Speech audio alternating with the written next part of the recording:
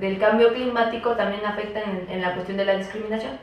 Los lugares más vulnerables tienen a las niñas con mayor índice de discriminación. ¿Por qué?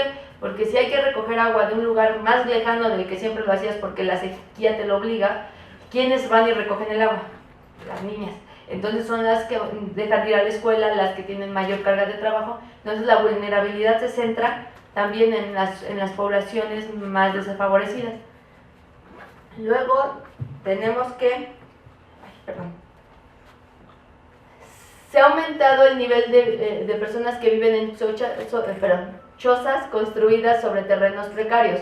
Bueno, sabemos que la demanda de vivienda en todo el mundo se da por el incremento de población. Sin embargo, también tenemos muy en cuenta que las zonas irregulares o algunos asentamientos humanos se dan bajo la perspectiva de corrupción. ¿Qué quiero decir?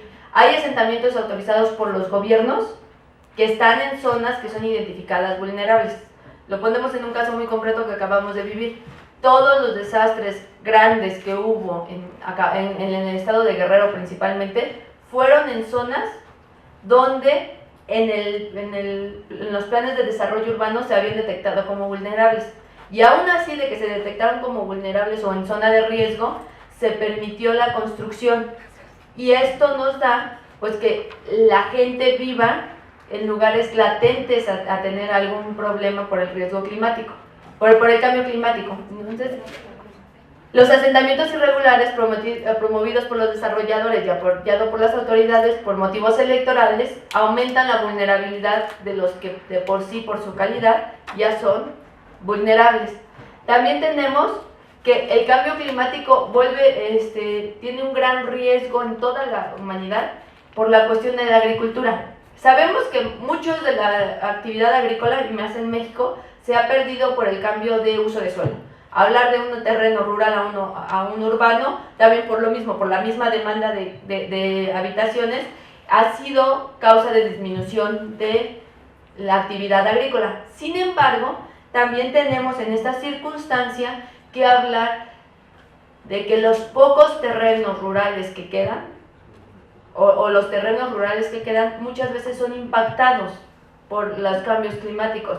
Y esto hace que tengamos un foco latente en todo el mundo porque empieza a haber disminución de alimentos, aumento de precios y además empieza a hablar algo que se llama de seguridad alimentaria. Hace mucho tiempo se hablaba nada más de soberanía alimentaria, que era la idea de que tuviéramos o produjéramos lo suficiente para poder mantenernos. Ahora se empieza a hablar de un tema y de todo un nuevo paradigma que se llama seguridad alimentaria, donde lo que se busca no solamente es poder producir lo que comamos, sino qué tanto vamos a estar seguros de que nos va a alcanzar.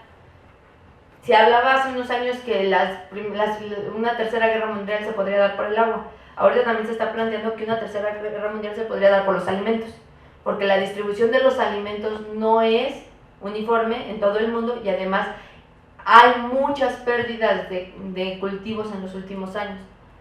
Ahorita es lo que nos está pasando, toda la parte de cultivos de Michoacán, de Oaxaca, de Guerrero quedaron destrozados y tenemos un problema en abastos de ciertos alimentos. Si ustedes van al mercado, el aguacate cuesta 45 pesos el kilo, entonces los precios están aumentando por este desabasto de alimentos. Y pues eso nos afecta a todos.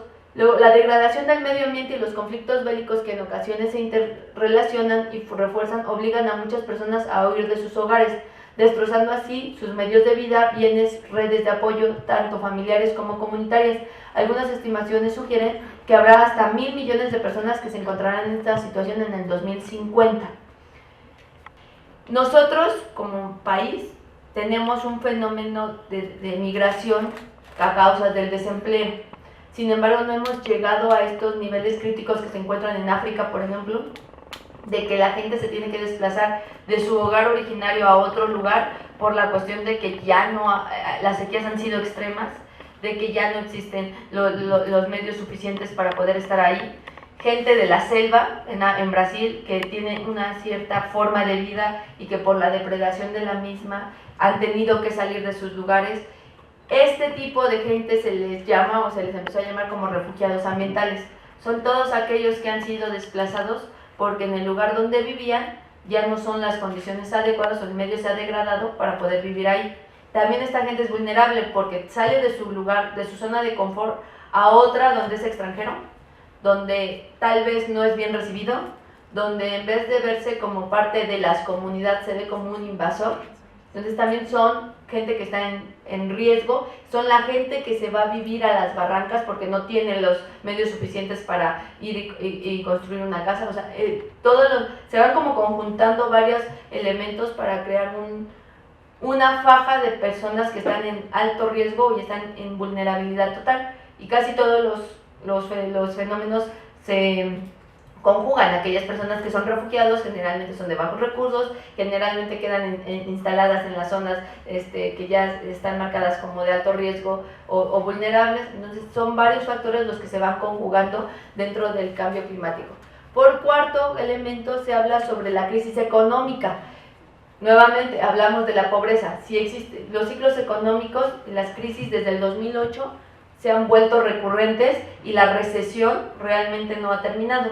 Parece que se va saliendo de la recesión mundial cuando otro fenómeno vuelve a incluirla. Por ejemplo, Estados Unidos hablaba este año de que iba a salir de recesión, con lo que está sucediendo en el Congreso, que están en paro, que ahorita no se han podido poner de acuerdo, ya se está hablando de que se va a entrar otro nuevo ciclo de recesión. ¿Y qué trae la recesión y las crisis económicas? La falta de empleo, el cierre de empresas, y esto trae como consecuencia el desempleo masivo y lo mismo, gente que esté desempleada, que entra en cinturones de pobreza y entra en vulnerabilidad. Energía, pues la energía va muy asociada con el cambio climático porque si empiezan a haber variaciones de temperatura y aumenta la temperatura, nosotros vamos a aumentar la demanda de energía al querer tener los ventiladores, los aires acondicionados prendidos. Y la otra es que si hay escasez de agua, las presas no pueden funcionar. Entonces no se genera la energía a través de las presas, y como hay una alta demanda de energía, se soluciona con la quema de carbono, que también son emisiones de CO2, y entonces eso es como un ciclo vicioso. De hecho, en la ley de cambio climático se establecieron periodos para que la CFE lograra tener un porcentaje de energías limpias dentro de su producción. Todavía no se han llegado a los estándares que se están obligando, pero están en proceso de. Y luego, ¿qué ha hecho México ante el cambio climático? Pues México ha firmado la Convención sobre el Cambio Climático en el 92 y el Protocolo de Kioto en 1997, que tienen por objeto reducir las emisiones de gases y estabilizar las concentraciones de gases de efecto invernadero en la atmósfera a un nivel tal que impide interferencias antropogénicas peligrosas en el sistema climático. La idea del protocolo es la mitigación más que la adaptación. Lo que ha hecho México en los últimos años, bueno, en el 92 firma la Convención de Naciones Unidas sobre el Cambio Climático, en el 98 firma el Protocolo de Kioto, en el 2007 se establece la primera Estrategia Nacional sobre Cambio Climático, en el 2009 se establece el Programa Especial de Cambio Climático, el famoso PEC, y en los últimos años, en el 2012, emite dos leyes importantes, en la misma fecha, la Ley General de Cambio Climático y la Ley General de Protección Civil.